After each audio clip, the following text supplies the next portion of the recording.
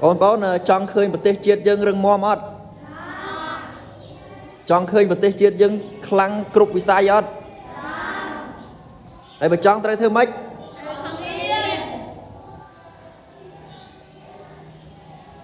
một tế chiết mùi đài miền phiếp rít chầm ra nâng rừng mòm bán lúc ra tại một tế chiết nâng miền phiếp rít chầm ra lơ vì sai ụ xa hạ cam ấy bà ôn đang vì sai ụ xa hạ cam nâng ấy khá hạt caผลิต เครื่อง electronic បច្ចេកវិទ្យា ទំនើប របស់ ប្រើប្រាស់ ដូច ម៉ូតូ ឡាន យន្តហោះ ទូរស័ព្ទ ដៃ ទូរទស្សន៍ របស់ យើង ប្រើប្រាស់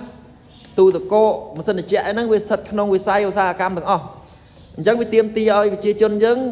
មាន ចំណេះ ដឹង គ្រប់គ្រាន់ អា លើ ផ្នែក វិស័យ អស់ ហ្នឹង ហើយ ដើម្បី ឲ្យ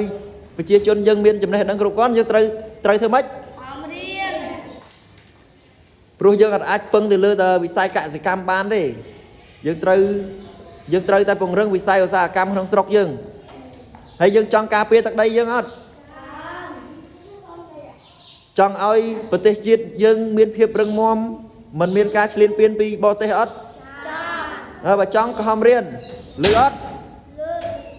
ព្រោះបងប្អូនជាទំពាំងស្នងឫស្សីហើយដើម្បីការពារប្រទេសជាតិយើងត្រូវមិនខំរៀនឲ្យដូចការផលិតមីស៊ីលផលិតរថកែតបរិវណ្ណោអីហ្នឹងទាមទារឲ្យបងប្អូនចេះនៅពេលដែលយើងខំរៀនបងឯងដល់ថ្នាក់ធំដឹងហើយមានរូបគីមីជីវៈគណិត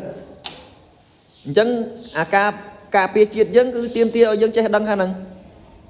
យើងមិនមែនចង់ការពារទឹកដីយើងមិនមែនគោលបំណងយើងទៅធ្វើទៅហ៊ានទៅមុខទេបើយើងទៅធ្វើតែទៅហ៊ានយើងអត់មានឧបករណ៍ទៅធ្វើសឹកយើងឈ្នះគេអត់អញ្ចឹងយើងទាមទារឲ្យយើងប្រទេសជាតិយើងមានអ្នកចេះដឹងមានអ្នកផលិតមានអ្នកចេះផលិតផលិតគ្រឿងអាវុធគ្រប់ប្រភេទអញ្ចឹងនៅពេលដែលប្រទេសជាតិយើងមានគ្រឿងអាវុធគ្រប់គ្រាន់ទោះប្រជាជនយើងតិចជាងគេក៏យើងមិនចាញ់គេដែរយល់អត់